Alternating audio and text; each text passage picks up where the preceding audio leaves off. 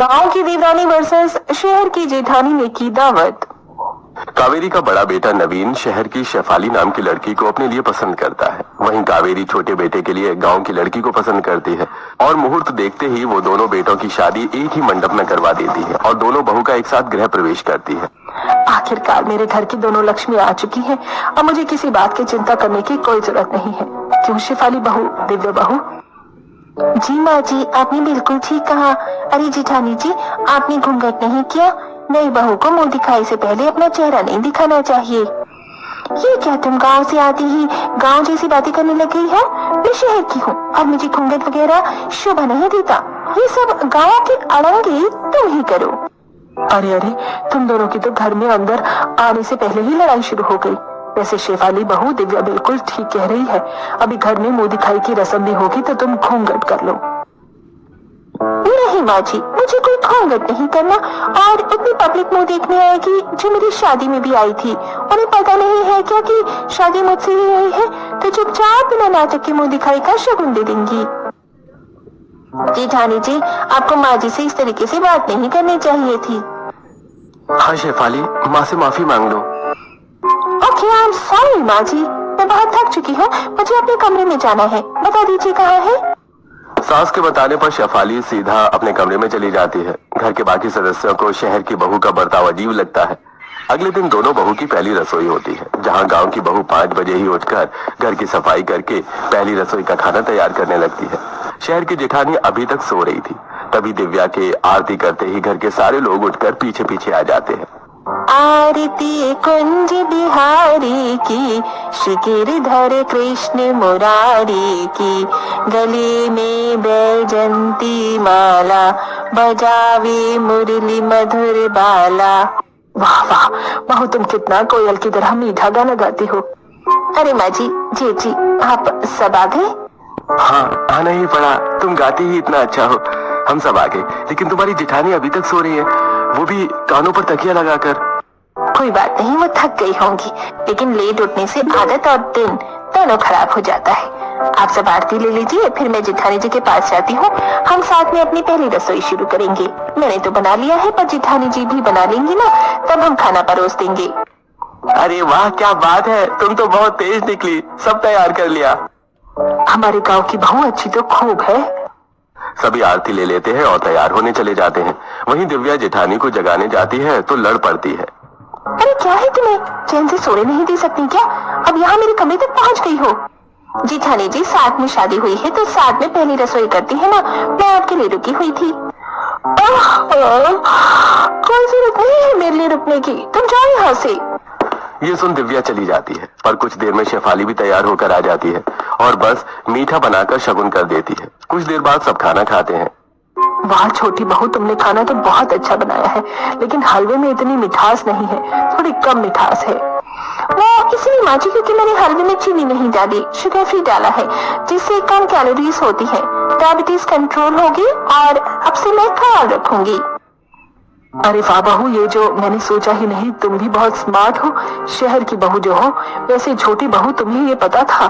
नहीं माँ जी, लेकिन जो जेठानी जी कह रही हैं, उसके लिए हम गांव में गुड़ का इस्तेमाल करते हैं, इससे ज्यादा शुगर नहीं बढ़ता। अच्छा। अरे दिव्या, जरा अपने हाथ की बनी सीताफल की सब्जी देना। जी लीजिए। सब खाना खा लेते हैं और दोनों बेटे ऑफिस चले जाते हैं। 2 दिन बाद शहर की बहू दहेज में आए रोटी मेकर से सास को रोटी बनाकर देती है, जिससे तुरंत सास को बदहजमी हो जाती है। अरे बड़ी बहू, तू ये कैसी रोटी बनाकर ला रही है? सब्जी से ज्यादा मैंने रोटी ही खा ली और बदहजमी जलन सी शुरू हो गई है। अरे माँ जी, आज मैंने रोटी मेकर में रोटी बनाई है। तभी तो मेरे ऐसा हो रहा है। 2 दिन से छोटी बहू रोटी बना रही थी ना, मुझे वैसे ही रोटी खाने की आदत है। अरे राम, मेरे तो जलन हो रही है बहू, और खाना भी नहीं खाया।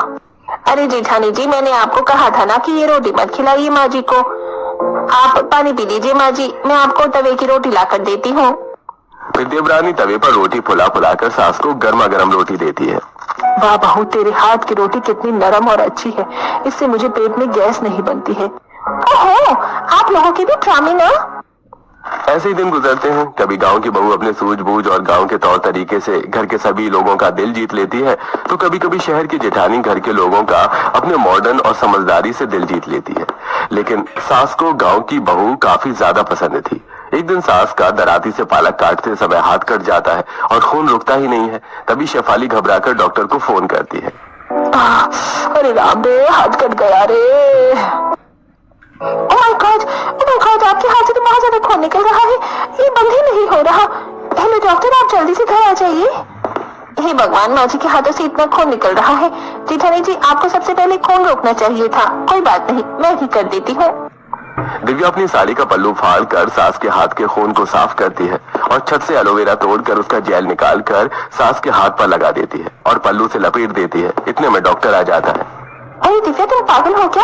कुछ भी चीज लाकर अपनी साड़ी से माँ जी का हाथ बांध दिया, कहीं कोई इन्फेक्शन हो गया तो? आपने क्या बांधा है? डॉक्टर साहब, मुझे नहीं पता था ऐसा कुछ हो जाएगा।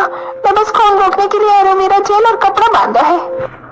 अरे ये तो आपने बिल्कुल ठीक किया है शेफाली जी, आपको डरने की बिल्कुल भी जरूरत नहीं है। आपकी देवरानी ने बिल्कुल सही किया है। ऐसा तरीका गांव में आजमाया जाता है। ये दवाई खा लेना और ये ट्यूब लगा लेना, आप ठीक हो जाओगी। हाँ, अच्छा मैं चलता हूँ। देखा बहू, गांव की बहू कितनी समझदार है। तेरा तरीका भी ठीक था, पर जल्दी की समझदारी इसने दिखाई है। हाँ, आपको तो हमेशा अपने गांव की बहू ही अच्छी लगती है। मैं पागल हूँ ना, मैं भी तो डॉक्टर को ही बुला रही थी ना, लेकिन आपको तो इसके नुस्खे ज्यादा पसंद है। आगे से मैं कुछ करूंगी ही नहीं। शेफाली सुनाकर वहां से चली जाती है। इसी तरह दोनों बहू के बीच गांव वर्सेस शहर के काम करने की बहस चलती रहती है। एक बार तो शेफाली वॉशिंग मशीन में कपड़े धो रही थी, उसके आगे कम टाइम में ही दिव्या ने हाथ से कपड़े धोकर सुखा दिए थे। और फिर 2 महीने बाद सास बहू के रिसेप्शन की दावत करती है, जहां दोनों बहू के मायके वाले आने वाले होते हैं। बहू, आज की दावत तुम दोनों को संभालनी है। माँ जी, आप जानती है ना, मेरा तौर तरीका अलग है और आपको फिर से पसंद नहीं आएगा, लेकिन मैं सबको गांव के तरीके से तो खाना नहीं खिला सकती। मेरे मायके वालों का भी कोई स्टैंडर्ड है। तो ठीक है, तुम दोनों अपने अपने मायके वालों को खुद अपने तरीके से दावत देना और उसी तरीके का खाना बना लो। इसी तरीके से इंतजाम कर लो। जी माँ जी। तो एक बहू चूल्हे पर, दूसरी बहू गैस पर खाना बनाना शुरू करती है। गांव की बहू गांव का देसी खाना बनाती है। शहर की जेठानी बाहर से खाना ऑर्डर करके कुछ चाइनीज बनाकर, ड्रिंक वगैरह बनाकर तैयार करती है। अपने गेस्ट के लिए वो 3-4 टेबल पर बिठाकर दावत खिलाती है। वो लोग अपने आप खाना लेकर कम खाना खाकर डस्टबिन में भी डाल रहे थे। जेठानी जी, आपके तो सारे मायके वाले कुर्सी टेबल पर बैठे हैं, मैं अपने मायके वालों को खाना कैसे खिलाऊं? बहू, जैसे तुम गांव में करते थे वैसा कर लो। हाँ माँ जी, और जमीन पर बैठकर दावत खिलाना तो बहुत अच्छी बात होती है। इससे खाना भी बर्बाद नहीं होगा, क्योंकि देखिए ना, जेठानी जी के मायके वाले अपने आप खाना ले रहे हैं पर खाना डस्टबिन में डाल रहे हैं। दिव्या फटाफट दरी चादर बिछाकर अपने गांव के लोगों को जमीन पर बिठाकर दावत देती है, जिससे खाना बर्बाद नहीं होता और वो अच्छे से भी खाते हैं। अरे मौसी, और खाना दो ना। बस कर अंशु, कितना खाना गिराएगा? अच्छी से खा। वैसे दिव्या, तुमने नीचे खाना बिठाकर खिलाने का फैसला सही किया है। तुम्हें तो पता है ये शहर जैसा प्रचलन अपने गांव में नहीं है। लोग खड़े होकर ठीक से नहीं खा पाते। जमीन पर बैठकर अच्छा रहता है और अच्छा हुआ इसे मैं साथ में खिला पा रही हूँ। ये तो है। वहीं दूसरी तरफ शहर की बहू के रिश्तेदार। अरे समधन जी, आपने बहुत अच्छा इंतजाम किया है और मेरी बेटी ने खाने में बाहर का खाना रखा, जिससे कि हमें बहुत पसंद आया। ये गांव का लिट्टी चोखा कोई नहीं खाता हमारे में। हाँ पापा, पर ये बात यहाँ के लोगों को समझ ही नहीं आती है ना। अच्छा समधन जी, हम चलते हैं। दोनों बहू के मायके वाले दावत खाकर चले जाते हैं। तब शेफाली, देखो माँ जी, हर तरफ आपकी शहर की बहू गलत नहीं होती है। टेबल वगैरह का इंतजाम नहीं करती तो लोग हमें गरीब समझते। आखिर हमारा भी तो कोई स्टैंडर्ड है ना। लेकिन माँ जी, जमीन पर बिठाकर दावत खिलाना बहुत पुरानी प्रचलन है। अरे मेरे गांव की बहू वर्सेस शहर की बहू, तुम दोनों अपनी अपनी जगह ठीक हो। उस दवाई वाले दिन भी और आज भी और रोटी वाले दिन भी। अलग बात है कि मुझे रोटी मेकर की रोटी से गैस बन जाती है, पर तुम दोनों ने अपनी तरफ से सब कुछ सही किया है। खुश रहो और अपने बीच से ये गलतफहमी हटा दो कि सास किसी एक बहू को पसंद करती है। बाकी आज की दावत तुम दोनों ने बहुत अच्छी की है, लोग तारीफ कर रहे थे। सच माँ जी? ऐसा कहते ही दोनों बहू सास को गले लगा लेती है और कावेरी अपने गांव और शहर की दोनों बहू के साथ खुशी खुशी रहने लगती है। बहू, ओ बहू, अरे करमजली कहाँ मर गई? जल्दी से गुनगुना पानी लेकर आ जा और चाय भी बना लेना। बेटा तू आराम कर, तेरा 9वां महीना लग चुका है। माँ जी, ननन जी, यहाँ अचानक सब ठीक तो है ना? ननन जी? हाँ भाभी, सब ठीक है। आप मेरी चिंता मत करो और मेरे लिए कुछ चटपटा बना कर ले आओ। कुछ तीखा खाने का मन कर रहा है। क्यों, तुझे बताकर आएगी क्या मेरी बेटी का बच्चा पहला है और बेटी का पहला बच्चा उसके मायके में ही होता है?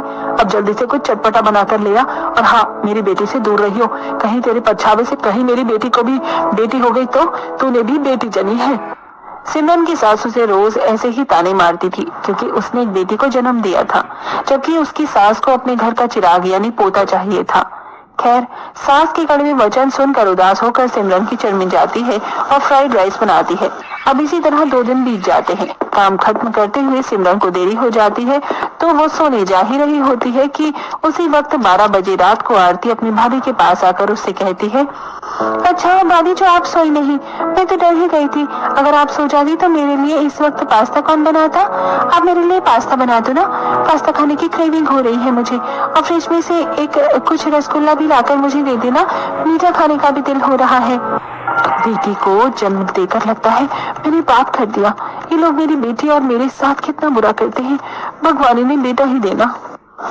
सिमरन उदास होकर रात के 12 बजे अपनी ननद के लिए पास्ता बनाती है और अगली सुबह होते ही उसकी ननद के ससुराल वाले भी अपना सामान लेकर आ जाते हैं। अर्चना बहन, आप यहाँ अपनी बेटी के साथ? कोमल बेटा, तुम ठीक तो हो? आइए बहन, अंदर आ जाइए। बहू, घर में मेहमान आए हैं, अपनी उस कलमुही बेटी को छोड़कर और मेहमानों के लिए चाय नाश्ता बना के ला पहले। मेरी ननद कम थी क्या जो अब उसकी ससुराल वाले भी मुंह उठाकर यहाँ पर आ गए हैं? अब मैं रसोई संभालूं या इन्हें? माँ, जल्दी से मेरे बाल बना दो ना, स्कूल के लिए लेट हो रहा है। बस छूट जाएगी तो स्कूल की छुट्टी हो जाएगी। अब सिमरन जल्दी से रसोई में ही अपनी बेटी की चोटी करती है और उसे स्कूल के लिए रेडी करती है। साथ ही साथ घर आए मेहमानों के लिए भी नाश्ता बनाती है और जल्दी से घर वालों को नाश्ता देकर उसकी बेटी को बस स्टॉप तक स्कूल छोड़ने के लिए जाती है। ये लो बेटा, तुम्हारी स्कूल बस आ गई, आराम से स्कूल जाना। अपनी बेटी को स्कूल बस में बिठाकर सिमरन घर जाती है, जहां वो देखती है कि उसकी ननद को लेबर पेन हो रहा है और पूरा परिवार उसे अस्पताल लेकर जा रहा है। पर जाते जाते उषा अपनी बहू पर सारी जिम्मेदारी छोड़ जाती है। बहू, हम हॉस्पिटल जा रहे हैं तो कुछ कपड़े, बर्तन और खाने का सामान लेकर हॉस्पिटल आ जाना। और बहू, मैं अपनी कोमल को यहीं छोड़कर जा रही हूँ, इसे खाना खिलाकर अपने साथ अस्पताल ले आना। ठीक है आंटी जी, आप सब बस मुझे फोन कर देना, मैं आ जाऊंगी। अर्चना, उषा और सिमरन का पति विवेक आरती को अस्पताल ले जाते हैं। कुछ देर बाद अस्पताल से फोन आता है और जुड़वा बच्चे की खुशखबरी मिलती है, जिसके बाद सिमरन अपनी बेटी को स्कूल से लेकर घर आती है और कोमल के साथ सारा सामान लेकर हॉस्पिटल जाती है और ननद को खाना देती है। तभी सास कहती है, मेरी बेटी पर इसका साया पड़ गया, इसे भी एक बेटी हुई है। अब बहू, तू ही देखेगी इसे, समझी? मुझे भी पोता ही चाहिए था, मैं इस लड़की पर जरा भी ध्यान नहीं देने वाली। बहू, तू खा ना, रुक क्यों गई? मुझसे नहीं खाया जा रहा। भाभी, आप मेरे लिए ये क्या खाने को लेकर आई है? छोले भटूरे खाने का दिल था मेरा। देख रही हो माँ, ऐसी हालत में भी तुम्हारी बेटी छोले भटूरे खाना चाहती है। अरे अपने बच्चों का ख्याल कर ले पहले। विवेक की डांट सुनकर आरती चुप हो जाती है। अब इसी तरह कुछ दिन बीत जाते हैं और आरती अपने बच्चे और पूरे परिवार के साथ घर आती है और घर आते ही उषा अपनी बहू से कहती है, सुन बहू, दोनों बच्चों का 1.25 महीने पर नामकरण होगा और जब तक नामकरण नहीं हो जाता बच्चे नानी के घर पर ही रहेंगे और मेहमान भी। तो अब तू जल्दी से मेहमान के लिए कुछ अच्छा बना कर ले आ। और हाँ भाभी, भाभी को जुड़वा बच्चे हुए हैं, वो जुड़वा बच्चों को संभाल नहीं पा रहे। बेटी को तो मेरी माँ ने ले लिया है, एक बच्चा हम संभाल लेंगे, पर बेटी को कौन संभालेगा? और देखो ना, ये लगातार रोते ही जा रही है, चुप भी नहीं हो रही है। अरे कमल बेटा, तुम फिक्र क्यों करती हो? मेरी बहू है ना, इसे बेटी संभालने का एक्सपीरियंस है। आखिर इसने भी तो बेटी ही जनी है, बेटा तो दे नहीं पाई, अब अपनी ननद की बेटी भी यही संभालेगी। पर माँ जी, मैं रसोई संभालूं या ननद के बच्चों को? ननद की बेटी को तो तू ही संभालेगी। अब तू कैसे भी कर और रसोई में तुझे ही देखनी पड़ेगी। बेटे को ज्यादा देखभाल की जरूरत होती है, इसलिए उसे हम देख लेंगे, पर बेटी को तू ही देखेगी। उषा रसोई की जिम्मेदारियां ननद के बच्चों को अपनी बहू के गोद में थमा कर वहां से चली जाती है और हॉल में अपनी बेटी समधन और अपनी बेटी की ननद के साथ मिलकर अपनी नाती की मालिश करती है और उसे खिलाती है। मेरा बच्चा हंसता हुआ कितना अच्छा लगता है, इतने सारे खिलौने दादी तुम्हारे लिए लेकर आई है। माँ मुझे बहुत भूख लग रही है, आखिर मैं कब तक दाल का ही पानी पीती रहूंगी? क्या मैं आप लोगों की तरह कुछ चटपटा खाना नहीं खा सकती? दाल के पानी से तो मेरा पेट भी नहीं भरता। हाँ बहू, क्यों नहीं? तुम अपनी भाभी से जाकर बोल दो कि वो तुम्हारे लिए आज दलिया बना देगी। तुम धीरे धीरे चीज खाना शुरू कर दो। इस तरह पूरा परिवार जहाँ आरती के बेटे को खिला रहा होता है, तो वही रसोई में आरती की बेटी लगातार रोते जा रही थी, जिसे चुप करने के लिए सिमरन अपनी बेटी को बुला लेती है और अपनी बेटी को एक जगह बैठाकर उसे आरती की बेटी पर नजर रखने के लिए कहती है, बेटा मैंने नीचे बिस्तर लगाकर छोटी बेबी सिस्टर रख दी है, तुम इसके साथ खेलो जब तक मैं तुम्हारे लिए खाना बना लेती हूँ। पर उससे पहले मैं छोटी बेबी के लिए दूध गर्म कर लेती हूँ, वो भी तुम्हारी तरह भूखी है। ठीक है माँ, तुम बेबी के लिए दूध गर्म करो जब तक मैं बेबी सिस्टर के साथ खेलती हूँ। क्या मुसीबत आ गई है मेरे सर पर, रसोई भी मैं संभालूं, ननद के बच्चे भी मैं ही संभालूं, अब मैं अकेले क्या क्या करूं? परेशान सिमरन अकेली रसोई का भी काम करती है और मेहमानों के लिए पूरी सब्जी, खीर, चना, चाय आदि का भी इंतजाम करती है। अब इसी तरह कुछ दिन बीत जाते हैं और एक रात जब आरती अपने दोनों बच्चों के साथ सो रही होती है, तो अचानक से उसके बच्चे रोने लगते हैं और वो परेशान होकर अपनी सास और माँ के साथ अपनी भाभी को फोन करती है और कमरे में बुलाती है। क्या हुआ बहू, हमारा मन्ना ठीक तो है? तूने हमें इस वक्त फोन क्यों किया? माँ जी, आपका मन्ना मुन्नी दोनों ने मेरे लिए नींद हराम कर रखी है। माँ, मेरी बेटी को आप संभाल लो, ये तो बस रोती ही रहती है। और माँ, मैं कल से सोई नहीं हूँ, आप दोनों समधन मिलकर मुन्नी के साथ खेलो। अरे बेटा, बस इतनी सी बात, सुन बहू, नींद छोड़ और बेटी संभाल, हम दोनों बेटा संभाल लेंगे। लगता है बच्चों को भूख लगी है, बेटा तू आराम से सो जा, बच्चों की चिंता मत कर। और बहू, मुन्नी के लिए जो डिब्बे वाला दूध लाए थे वो ले आ, और इस लड़की को तो कुछ भी पिला देते। उषा के कहने पर सिमरन अपनी ननद की बेटी को लेकर रसोई में जाती है और नींद में दूध गर्म करते हुए खुद से कहती है, बेटा इसमें तुम्हारी कोई गलती नहीं है, तुम्हारी नानी और दादी तुम्हारे भैया से ही प्यार करते हैं और तुम्हारी माँ को तो अपने किसी भी बच्चे से प्यार नहीं है। पर तुम चिंता मत करो, तुम्हारी मामी तुम्हारा ख्याल रखेगी। मैं तुम्हें अभी दूध पिलाकर तुम्हारी अच्छे से मालिश कर दूंगी, फिर तुम सारी रात आराम से सो पाओगी। हे भगवान, आखिर कब तक रसोई और ननद के बच्चों को ही मैं संभालती रहूंगी। सिमरन गोद में बच्चा लेकर दोनों बच्चों के लिए दूध गर्म करती है और एक बोतल अपनी सास को देती है और दूसरी बोतल लेकर अपने कमरे में जाती है और अपनी ननद की बेटी को दूध पिलाकर उसे अपने पास सुला लेती है। इसी तरह 20 दिनों तक सिमरन रसोई और अपनी ननद के बच्चों को संभालती है। ऐसे ही एक दिन, नंदन जी आज मैं अपनी बेटी के स्कूल जा रही हूँ, उसके स्कूल में फंक्शन है, आने में देरी हो जाएगी, तो अपनी बेटी का अच्छे से ख्याल रखना और दिन में 2 बार मालिश तो कर ही लेना। और मैंने इसे दूध पिला दिया है, पर 2 घंटे में दूध भी पिलाती रहना। और मैं रसोई में खाना बनाकर भी जा रही हूँ। भाभी, मेरी भाभी को तो बच्ची ही नहीं संभालने आती, कहीं ऐसा ना हो कि ये मुन्नी को रोता हुआ छोड़ दे। तुम जो करो, माँ बनना कोई आसान नहीं होता, और धीरे धीरे मैं भी सब सीख जाऊंगी और मेरा बच्चा है तो मैं ही संभालूंगी ना। वैसे भी 2 दिन बाद तो मैं यहाँ से चली जाऊंगी। आरती अपनी बेटी लेकर बैठ जाती है और फोन चलाने लगती है और वहीं आरती की सास और माँ बेटा लेकर बाहर बैठी होती हैं और उसे नए कपड़े पहनाकर उसके साथ खेल रही होती हैं। अरे मेरा पोता अपनी दादी का नाम रोशन करेगा। जहाँ अर्चना अपने पोते को खिला रही होती है तो वहीं आरती की आंख लग जाती है और वो अपनी बेटी को किनारे पर लेटा कर सो जाती है और नींद में उसकी बेटी बेड से नीचे गिर जाती है और रोने लगती है। पर बेटी की अचानक आवाज कोई नहीं सुनकर आता और जब वो स्कूल से सिमरन आती है तो वो बच्चे की आवाज सुनकर अपनी ननद के कमरे में जाती है। आरती उठो, कैसी माँ हो तुम? तुम्हारी बेटी नीचे जमीन पर गिरी हुई है और रो रही है और तुम यहाँ घोड़े बेचकर सो रही हो। और बाकी घर के लोग कहाँ हैं? क्या उन्हें बेटियों के इतनी ही नफरत है कि उसे मरने के लिए छोड़ दिया? क्या हुआ बहू, तो चिल्ला क्यों रही है? मैं क्यों चिल्ला रही हूँ? क्या ये बेटी मेरी है या आप लोगों की बेटी से जरा भी प्यार नहीं किया है? क्या बेटी कुछ नहीं होती? आप लोगों को छोड़ो, सारी गलती आरती की है। अरे अब तुम माँ बन गई हो, माँ की जिम्मेदारी कब निभाओगी? आखिर मैं अपनी ननद का बच्चा और रसोई में कब तक ही संभालती रहूंगी? 2 दिन बाद जब तुम यहाँ से चली जाओगी तो कौन तुम्हारी बेटी का ख्याल रखेगा? सोचा है कभी तुमने? आज तक ना तुमने अपनी बेटी को दूध पिलाया, ना मालिश की, सारा प्यार आप सिर्फ बेटे पर ही लौटा रही हो। अगर आप लोग नहीं सो रहे तो मैं पुलिस को बताऊंगी ये सब और सबको जेल की हवा खिलाऊंगी। सारे सबूत है मेरे पास। सपना को गुस्से में देखकर सब डर जाते हैं। अपनी भाभी की बातें सुनकर आरती का सर शर्म से झुक जाता है और वहां खड़े सभी लोग चुप हो जाते हैं। 2 दिन बाद आरती अपने पूरे परिवार के साथ अपने ससुराल चली जाती है, जिसके बाद सिमरन को चैन मिल पाता है। पर उसे अब भी मुन्नी की याद सताती है। लेकिन वहीं अर्चना अब भी अपने पोते का खास ख्याल रखती है और आरती अपनी बेटी का ध्यान रखती है।